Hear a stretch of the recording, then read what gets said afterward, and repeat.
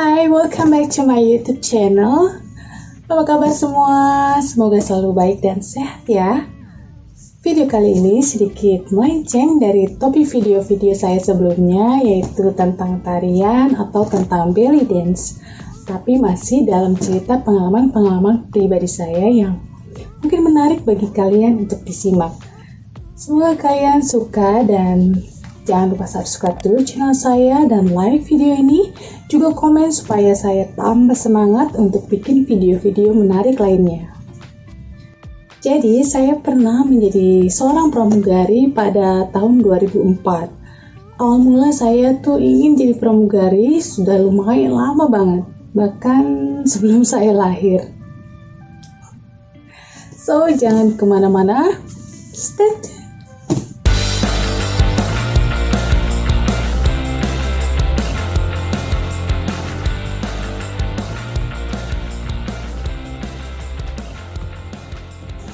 Pada zaman dahulu, jadi kayak dongeng. Jadi dulu waktu ibu saya mengandung saya, ada tetangga depan rumah yang jadi pramugari, tapi nggak tahu airlines apa. Nah, nama kakak itu adalah Dince juga. Dia asli Manado dan karena dia baik, cantik, ramah, pokoknya kelihatan gimana gitu seorang pramugari ya. Pasti kelihatan seperti wow banget karena selalu naik pesawat gitu-gitu. Nah, kepinginlah ibu saya punya anak seperti Kak Dince ini. Jadi hari-hari katanya didoain terus supaya saya tuh seperti dia nanti jadi pramugari. Sambil usap-usap terus perutnya, ya Allah mudahan anak ini jadi pramugari juga gitu aja.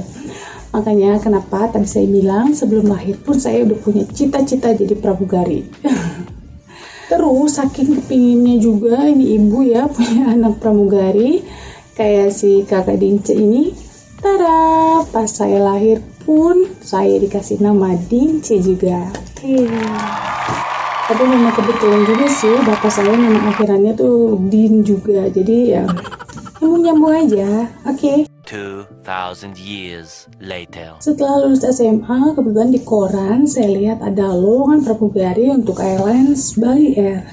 Ya udah, cus langsung saya siapin semua dan lama-lama langsung ke kantor Bali Air tersebut.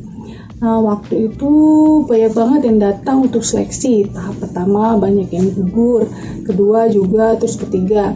Alhamdulillah saya sampai tahap seleksi terakhir, saya masih ikut lanjut ke seleksi selanjutnya.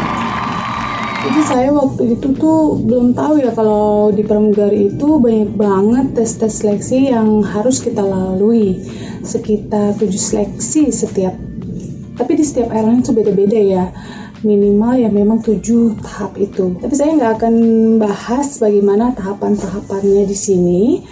Tapi next saya akan rinci satu-satu juga tips-tips supaya sukses dalam seleksi menjadi pramugari. So, cepat-cepat sekarang klik tombol subscribe-nya dan juga klik tombol loncengnya supaya bisa tahu video-video terbaru dari saya.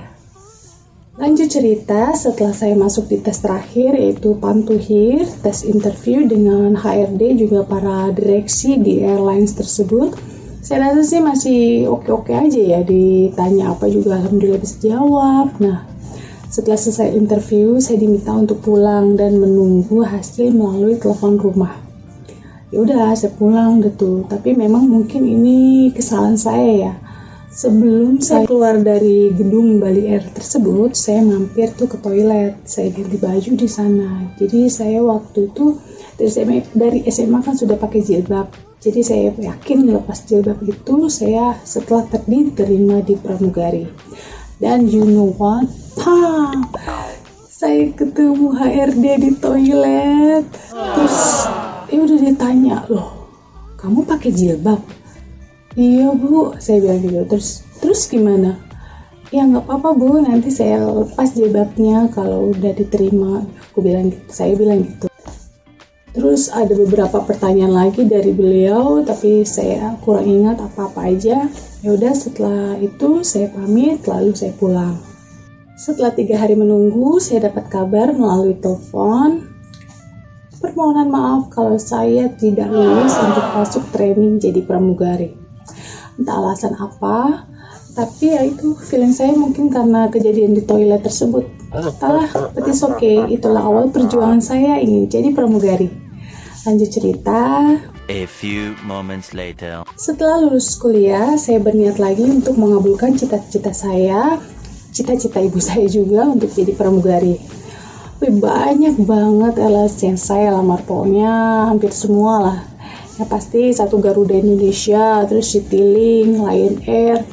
Waktu itu belum ada Batik Air, terus Mandala Air, Batavia Air, Cathay. Pokoknya semuanya deh. Tapi ternyata tidak diterima.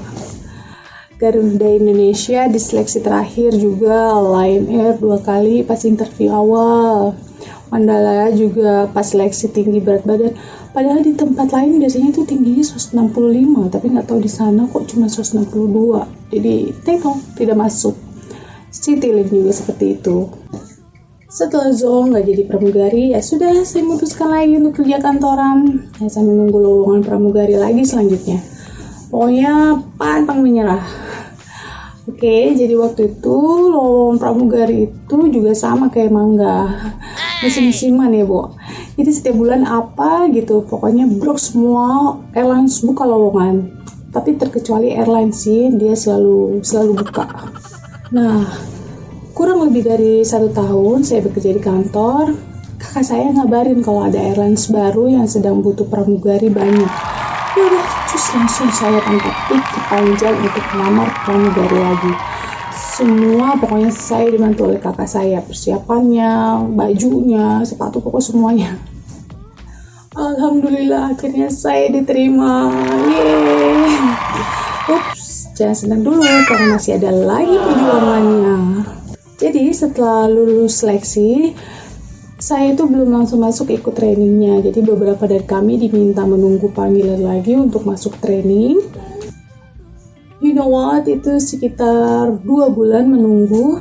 Ampun, udah keluar kerja, udah ambil kos-kosan deket Adam Air tersebut. Nah, singkat cerita, dalam penantian saya di kos tadi, ibu saya tiba-tiba datang terus minta saya untuk pulang dulu dan menunggu di rumah aja. Ya gitu, terus ya udah saya nurut. Nah, sewaktu di terminal mau naik bis sama ibu saya, baru aja di kaki mau naik bisnya sih masih ngetem ya. Tiba-tiba HP saya bunyi, jadi ya saya berhenti dulu naik bis. Terus saya tarik ibu saya ke samping bis, bingung dia ada apa nih gitu. Sebentar Bu, ada telepon. Ya udah saya angkat dulu HP-nya. Ternyata dari HRD Adam Air ngabarin kalau besok saya ikut training. Senangnya bukan main sampai lompat-lompat di pinggir bis sama ibu saya. Ya udah, karena ibu saya juga harus pulang, jadi dia tetap pulang ke rumah dan saya balik ke kos baru ojek. Nah, ternyata teman-teman di kos juga sudah dapat kabar kalau besok mereka masuk kelas training juga. So, kita semua happy. Lalu setelah lulus training itu masih menunggu juga kapan namanya dapat schedule terbang. Jadi setiap kita waktu itu udah cepet dapat schedule tuh, ada juga yang belum dapat. Nah, kalau sudah fix dapat schedule baru deh bisa dibilang seorang pramugari. Alhamdulillah, begitulah cerita perjuangan saya jadi pramugari. Kalau ada pengalaman kalian yang sama dengan saya atau ada cerita pengalaman kalian yang lebih menarik lagi, sok atuh di komen itu, atau boleh share ke Instagram saya @yesdince, nanti bisa saya ceritain di sini. So, terima kasih dan sampai jumpa lagi di my next video. Jangan lupa subscribe, like, comment, klik loncengnya. Bye bye.